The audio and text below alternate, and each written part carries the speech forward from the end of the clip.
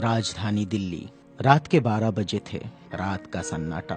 और अचानक दिल्ली, मुंबई, नागपुर में चारों ओर फोन की घंटियां बज उठी। राजभवन मौन था, संसद मौन थी, राष्ट्रपति भवन मौन था। हर कोई कश्मकश में था। शायद कोई बड़ा हादसा हुआ था। यह किसी बड़े हादसे या आपदा से कम नहीं था। कोई अचानक हमें छोड़कर चला गया था, जिसके जाने से करोड़ों लोग दुख भरे आंसुओं से विलाप कर रहे थे। देखते ही देखते मुंबई की सारी सड़कें भीड़ से भर गई। पैर रखने की भी जगह नहीं बची थी मुंबई की सड़कों पर, क्योंकि पार्थिव शरीर मुंबई लाया जाना था और अंतिम संस्कार भी मुंबई में ही होना था। नागपुर, कानपुर, दिल्ली, चेन्नई, मद्रास, बेंगलोर, पुणे, नासिक और पूरे देश से मुंबई आने वाली रेलगाड़ियों और बसों में बैठने को जगह नहीं थी। सब जल्द से जल्द मुंबई पहुंचना चाहते थे और देखते ही देखते अरब सागर वाली मुंबई जनसागर से भर गई। कौन था यह शख्स जिसके अंतिम दर्शन की लालसा में जन सैलाब रोते बिलखते मुंबई की ओर बढ़ रहा था? देश में यह पहला प्रसंग था जब बड़े बुजुर्ग छोटे छोटे बच्चों जैसे छाती पीट पीट कर रो रहे थे।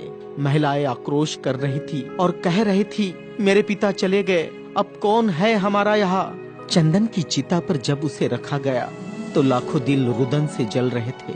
अरब सागर अपनी लहरों के साथ किनारों पर थपकता और लौट जाता, फिर थपकता, फिर लौट जाता। शायद अंतिम दर्शन के लिए वह भी जोर लगा रहा था। चिता जली और करोड़ों लोगों की आंखें बरसने लगी। किसके लिए बरस रही थी ये आंखें? कौन था इन सब का पिता? किसकी जलती चिता को देखकर जल रहे थे करोड़ों दिलों के अग्निकुंड? कौन था यह जो छोड़ गया था इनके दिलों में आंधिया? कौन था वह जिसके नाम मात्र लेने से गरज उठती थी बिजलियां, मन से मस्तिष्क तक दौड़ जाता था ऊर्जा का प्रवाह? कौन था वह शख्स जिसने छीन लिए थे खाली काश से इनके हाथों से और थमा दी थी कलम लिखने के लिए एक नया इतिहास?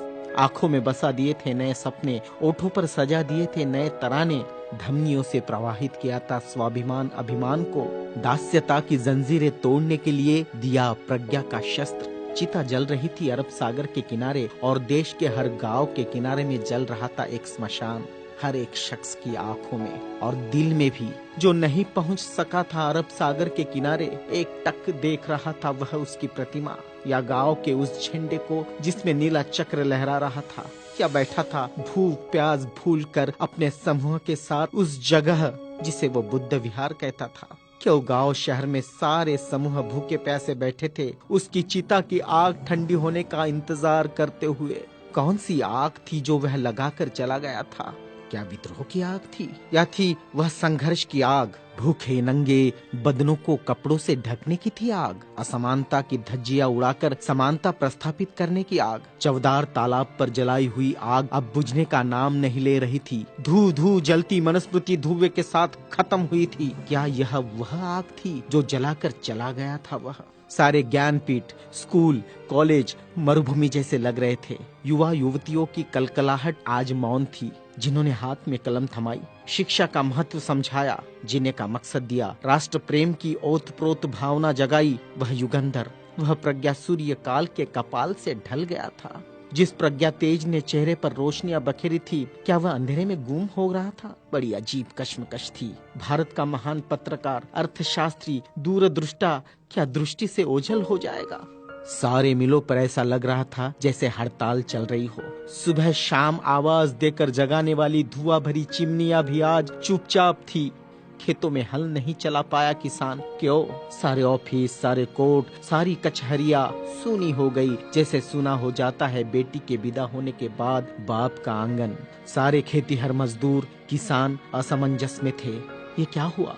उनके सिर का छत्र छीन गया। वह जो चंदन की चिता पर जल रहा है, उसने ही तो जलाई थी जबरान जोत। मजदूर आंदोलन का वही तो था आधुनिक भारत में मसीहा। सारी मिलों पर होती थी जो हड़ताल आंदोलन अपने अधिकारों के लिए, उसकी प्रेरणा भी तो वही था जिसने मजदूरों को अपना स्वतंत्र पक्ष दिया और संविधान में लिख दी वह सभी बातें जिन्होंने किसानों, खेतीहारों, मजदूरों के जीवन में खुशियां बखेरी थी। इधर नागपुर की दीक्षा भूमि पर मातम पसरा था। लोगों की चीखें सुनाई दे रही थी, बाबा चले गए, हमारे बाबा चले गए। आधुनिक भारत का वह सपुत्र जिसने भारत में लोकतंत्र का बीजारोपण किया था, जिसने भारत के संविधान को रचकर भारत को लोकतांत्रिक गणराज्य बनाया था, हर नागरिक को समानता, स्वतंत्रता और न्याय का अधिकार दिया था, वोट देने का अधिकार देकर देश का मालिक बनाया था। क्या सचमुच वह शख्स नहीं रहा? कोई भी विश्वास करने को तैयार नहीं था। लोग कह रहे थे, अभी तो यहाँ बाबा की सफेद गाड़ी रुकी थी, बाबा गाड़ी से उतरे थे सफेद पोशाक में, देखो अभी तो बाबा ने पंचशील दिए थे। 22 प्रतिज्ञाओं की गूंज अभी आसमान में ही तो गूंज रही थी। वो गूंज शांत होने से पहले बाबा शांत नहीं हो सकते।